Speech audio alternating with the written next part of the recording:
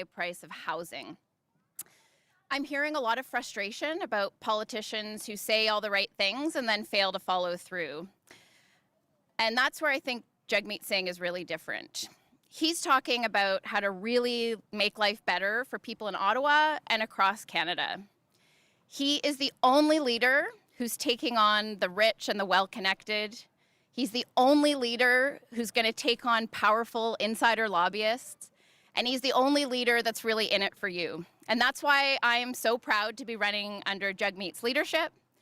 And I'm really happy to introduce you to the leader of the New Democratic Party of Canada, Jagmeet Singh. Hey, thank you. Thank you. Thank you so much for being here. I just got to shout out Angela McEwen and Emily Taman, incredibly powerful women. Angela McEwen is an economist, understands a lot about what's going on, and will be an amazing addition to our caucus because of that, and has understood the plights of working class people and is going to be a strong voice to represent them. Emily Taman, environmentalist, human rights activist, someone who's taken big polluters to court, another powerful addition to our team. Really excited to have these amazing quality candidates on our side and on people's side. And just like Emily was saying, and Angela has said in the past, housing is a big concern. A lot of people are struggling to find housing. We're here at this beautiful housing, nonprofit housing development where there's an option for people to find housing that is affordable. But this center, or this organization, hasn't received the funding they need to do all the repairs. They had to pay for some of it out of pocket on their own, and they wanted and they needed some support, and they haven't received all the support they need. And then we look at what's going on. When people cannot find a place to live, they're struggling with housing, and then we hear Mr. Trudeau talk about that there is a housing crisis, you know, with more of those pretty words, acknowledging the problem, but then when it comes to the actual solving of the problem, empty promises. And what we're seeing is, we've just learned from the Parliamentary Budget Office that in fact this bold housing strategy that Mr. Trudeau announced, it amounts to less than what the Harper government spent. And that's really what I want to focus in on. Well, Mr. Trudeau talked a good game. It's a lot of empty promises because it's, according to the Parliamentary Budget Office, Mr. Trudeau has spent 19% less in portion to GDP than Mr. Harper did on housing. 19% less. So that means the economy is doing better. Things are getting better in terms of the economy, but they're not better for everybody. They're better for the very top, the people who are very wealthy. They're seeing an economy and a GDP that's growing, but people who need housing are seeing less investments by this government, by the Liberal government. And that's really troubling to me. Donc, on a vu déjà des belles paroles de M. Trudeau, mais pas des actions concrètes. Et ici, on a un grand exemple de ça. Avec une crise de logement, beaucoup de monde font face des grands défis de trouver des logements abordables. On a parlé avec les gens ici qui me disent que oui, c'est un grand problème. Je parle souvent avec les familles qui me disent qu'elles ne peuvent pas trouver des logements abordables. Et M. Trudeau donne des belles paroles. Il dit oui, il y a une crise de logement. Mais qu'est-ce qu'il fait? Il a annoncé une grande stratégie, mais les résultats, c'est quoi? Il a, en fait, à cause de ce que le directeur parlement du budget, ils ont dit que le gouvernement libéral de M. Trudeau, ils ont dépensé 19% moins en pourcentage de PIB que le gouvernement de M. Harper. Donc, en fait, l'économie, ça bouge, mais ça bouge pour les plus riches, pas pour monsieur, madame, tout le monde. Et le gouvernement a dépensé moins de ressources pour s'attaquer à la crise de logement. That is unacceptable. We know that we need to do a lot more. And that's why we're committed to building 500,000 new homes, to support renovations for families in their homes, and no-cost renovations to lower their cost of energy, to lower their emissions, and help create jobs. We know that we can do a lot more. We're committed to doing that. We've got to call out Mr. Trudeau for his false words and empty promises. Merci beaucoup. Hi. It's Annie Bergeron-Oliver with CTV National News. You talked about building 500,000 homes, and I believe in the platform it says in 10 years. How exactly do you intend to do that? What measures would you put in place immediately to make sure that those homes get built? So it's really a matter of choices. If you look at the past year, Mr. Trudeau didn't really cost out how he could afford a $14 billion corporate tax cut in the fall economic statement, a tax cut that went to the wealthiest corporations to purchase corporate jets and limousines. He didn't cost out buying a pipeline for $4.5 billion. That's $20 billion of public money spent on the wealthiest and the most powerful, not helping Canadians. We would make different choices. We would make housing a priority. We would spend more and do it immediately. And we're going to have a lot more to say, a lot more announcements around how we're going to do this. But it's a matter of choices, and we're going to do it. In the platform, it also says that a federal investment will begin with $5 billion in additional funding. Where are you going to find that $5 billion on day one of an NDP government? Different choices. I mean, we look at the past track record, choices have been made that have given billions of dollars to the wealthiest instead of giving it to people who need it. Our choices are going to be different because our priorities are different. Our priorities are the people behind me, the families that need affordable housing, the people that tell me that they cannot find a place to live. They deserve a government that puts them first. It doesn't work for those at the very top, it works for them. And that's what we're going to do. Monsieur Singh, Christian Noël de Radio-Canada, vous dites dans la plateforme que vous allez aider les familles à payer leur loyer. Quelle famille, quel genre d'aide et de quelle façon vous allez leur donner? Ça, c'est une grande annonce qu'on va faire dans l'avenir. Je peux dire que c'est une priorité pour moi, mais si vous pouvez me permettre, si vous pouvez attendre, on va avoir une annonce sur comment on peut faire ça et ça va être comment, parce que ça, c'est un grand engagement pour nous. Au niveau de la campagne nationale, on parle beaucoup de risques d'interférence étrangère. Les partis reçoivent de l'information. Quel genre d'information vous avez eu? Quel genre de risque pour votre campagne? Et quelles sont les mesures que vous prenez pour les contrer, s'il vous plaît? Donc, oui, il y a un peur de ça. Et on a eu des briefings. Dans notre cas, c'était Jesse Calvert de notre équipe qui a reçu les briefings sur cet enjeu. Donc, on sait qu'il y a un peur d'interférence étrangère. Ça existe.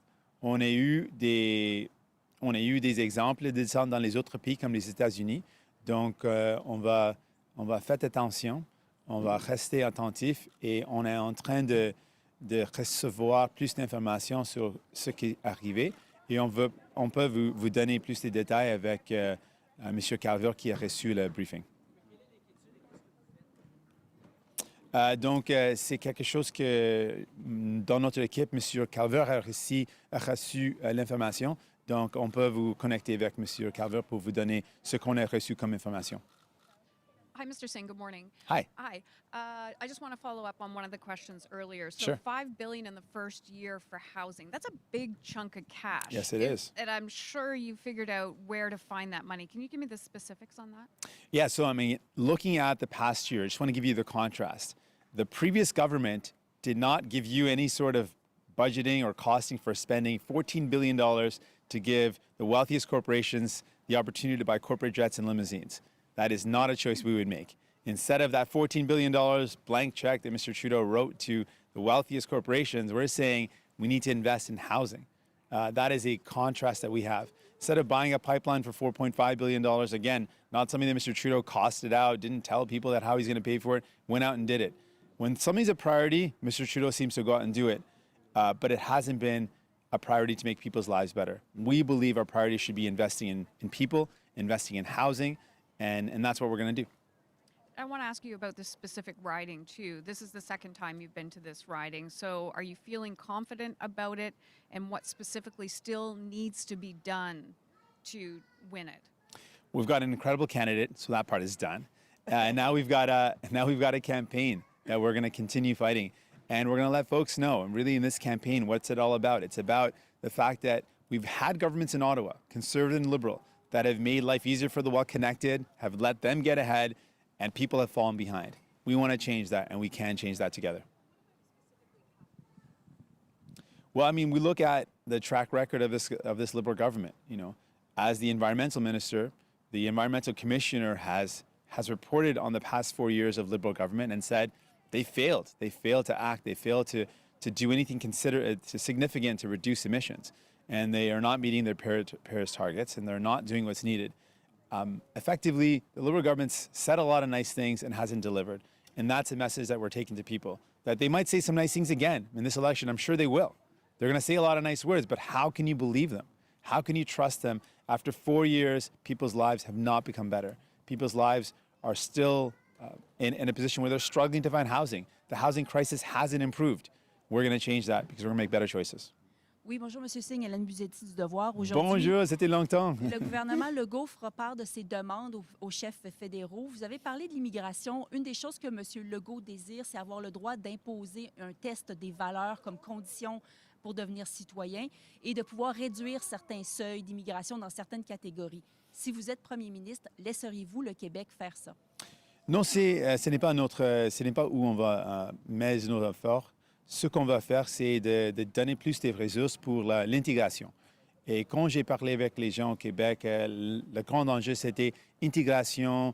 Et avec les chiffres de la vérificatrice générale du Québec, quand on parle des nouveaux arrivants, elle a dit que la grande barrière, c'était le manque de ressources pour la francisation.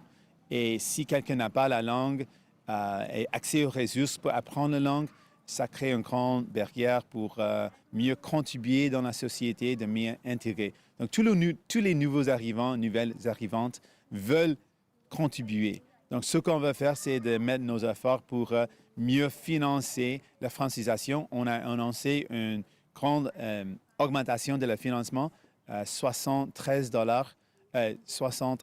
millions de dollars qu'on va mieux investir pour aider la francisation. Monsieur Legault va vous demander spécifiquement cette possibilité de faire un test de valeur. Pourquoi ne voulez-vous pas le faire? Parce que je ne pense pas que ça, c'est la meilleure façon de s'assurer que quelqu'un peut prendre le français. Par rapport aux résultats, le rapportage de la vérificatrice générale du Québec, elle a dit que c'est un manque des ressources de francisation, un manque des courses, un manque de flexibilité des courses de français. Ça, c'est le problème. Donc, on veut aider ça. On veut aider la mieux intégration en donnant plus de ressources pour avoir mieux accès aux ressources pour prendre les courses en français. Monsieur Singh, ma collègue vous parle, l'inaudible, la presse canadienne, ma collègue Bonjour. vous parle de test de valeur, vous lui répondez francisation. Oui. Mais la question est sur le test des valeurs. Quel est le problème que vous avez avec un test des valeurs, pas la langue, pas l'apprentissage de la langue, des valeurs, un test des valeurs au Québec? Pourquoi vous ne voudriez pas que le gouvernement du Québec fasse un test des valeurs? Donc, j'ai dit, c'est quoi mes valeurs? Mes valeurs, c'est de mieux aider la francisation. Je ne suis pas d'accord avec le test de valeur. Je suis les résultats, les conseils des vérificatrices du Québec qui disent le problème d'intégration, c'est une barrière de la langue et ça, c'est où je vais mettre mes efforts. Sûrement que M. Legault va aussi vous demander la déclaration d'impôt unique. Vous avez déjà dit non. Pourtant, dimanche, vous disiez vous voulez être les partenaires, vous voulez donner à peu près tout ce qu'il veut au gouvernement du Québec. Pourquoi? Essayez de leur expliquer pourquoi vous ne voulez pas leur donner la déclaration d'impôt unique. Donc, c'était nous qui, en fait, on avait proposé cette idée parce que, oui, c'est pas juste que les gens au Québec ont besoin d'avoir 2 rapports des impôts. Je sais que ça, c'est tellement frustrant, c'est difficile, mais quand on a vu la façon de le faire des conservateurs et qu'on en a évalué la façon de le faire, ça menaçait beaucoup des emplois.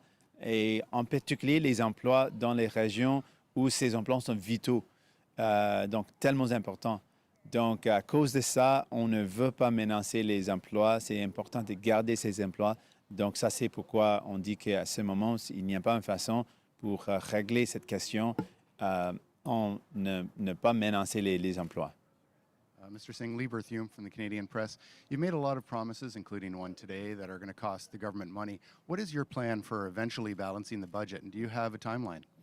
So our plan is to take the resources that we use as a federal government very seriously and take people's contributions, people's tax contributions very seriously. And to do that, what we're going to do is not give away billions of dollars to wealthy corporations, as Mr. Trudeau has done. The deficit that we have right now is being run not to invest in significant programs. There hasn't been significant investments in housing. We've given the example that, in fact, it's 19% less than what the Harper government has invested as a portion of GDP. So there's not been more investments in social programs. It's really been a massive number of tax cuts to the wealthiest. And so we wouldn't do that. What we would do instead is on the revenue side, we would make decisions that increase the amount that the wealthiest contribute. The people at the very top are going to have to contribute more. We're going to close tax loopholes. Offshore tax havens, on some reports, account for as much as $23 billion of lost revenue. We're going to close those opportunities and make sure that people are contributing more. We're going to close CEO stock option loopholes, and we're going to put in place a super wealth tax so that the people at the very top who've got fortunes of more than 20 million pay their fair share. With these measures, we're going to increase revenue, and we're going to use the revenue towards programs that actually invest in our country. Things like universal pharmacare, which we know will actually create a savings, according to the Parliamentary Budget Office, of $4.2 billion. So we're making investments in people that are going to save money, because we know that if we invest in people, we build a better future. Timeline for balancing the budget. We have laid out a path for us to use our budget seriously and to take people's budgets very seriously, and a path to increase revenue and to make investments in people. We want to take the budget very seriously, and we'll look at what that means in the future. But right now, our priority is investing in some of the crises that people are going through. Hi, Shannon Proudfoot with Maclean's. Given the trajectory of things before the campaign started, I think the consensus was that you and your party really needed a very strong, effective start to the campaign. Do you feel like you've gotten that so far? And what are your priorities for trying to really let Canadians know what you guys stand for, what you have to offer in this moment?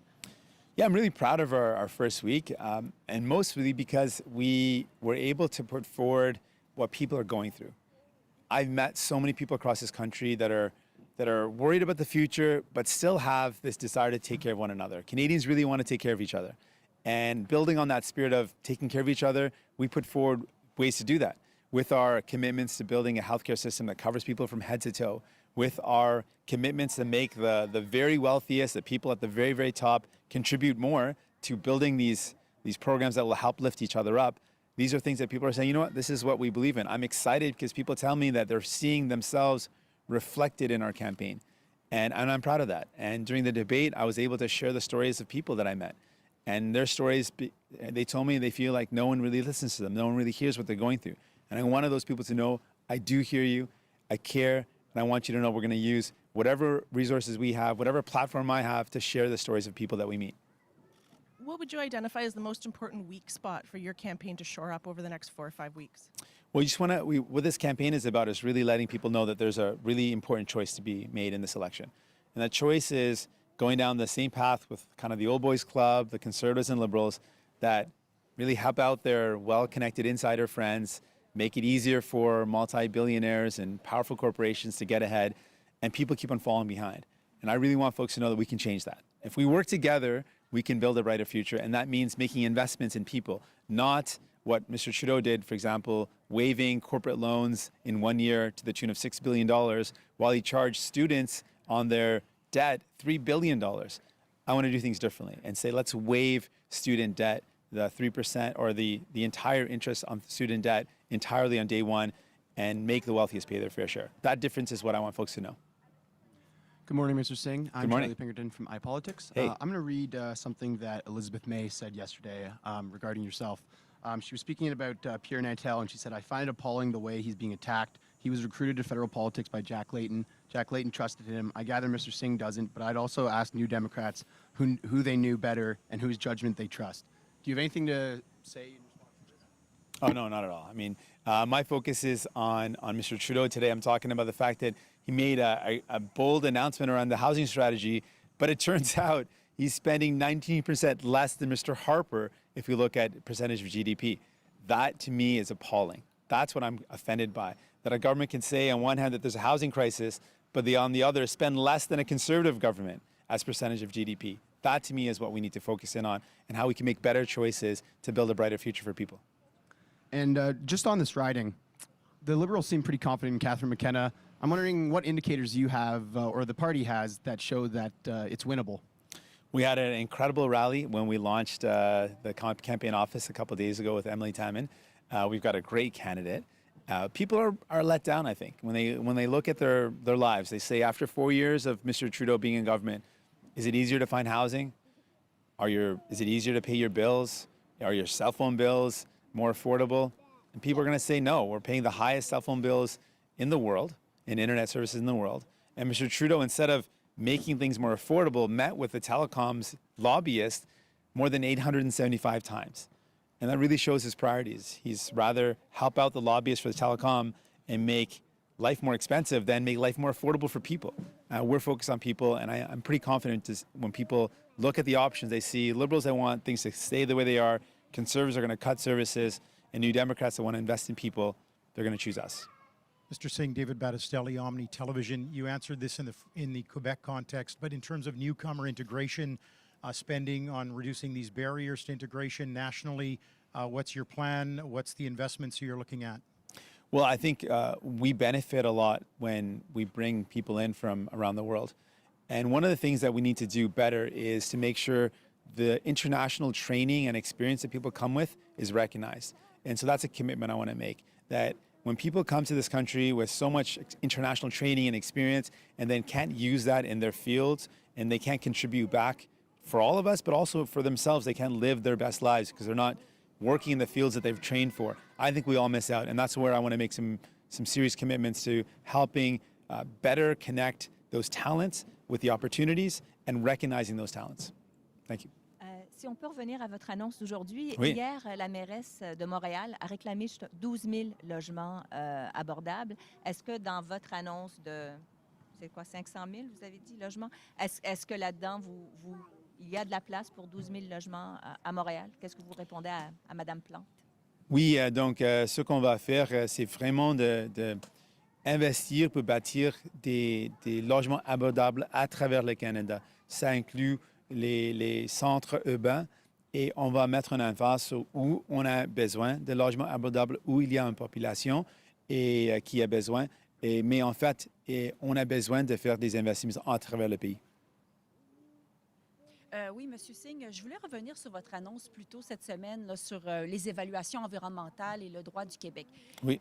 Pouvez-vous clarifier si c'est un droit de veto? Si le Québec décide que non, ça ne passe pas sur son territoire, alors qu'Ottawa avait dit oui, vous respectez la décision finale du Québec? Juste clarifier ça. C'est un Donc, veto? oui, donc pour être tellement clair, si l'évaluation du Québec, le gouvernement du Québec, si l'évaluation québécoise dit non, on ne veut pas aller de l'avant. Si le gouvernement du Québec dit que ce n'est pas acceptable, on a allé de l'avant. Si la population québécoise dit on n'a pas l'acceptabilité sociale pour aller de l'avant, on a allé de l'avant. Parce que si on veut vraiment aller de l'avant avec un projet, il faut avoir l'acceptabilité sociale et sans ça, on ne peut pas continuer.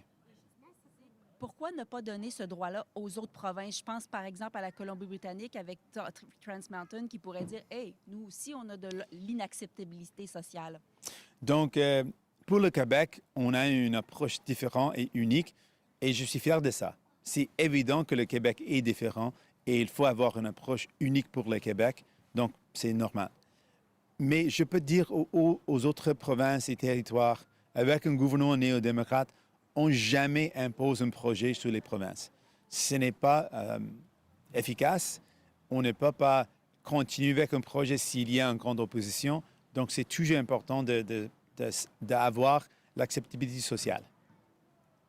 Merci beaucoup. Thank you so much. Really appreciate it. Merci. Thank you, team. Angela, you're awesome. Thanks.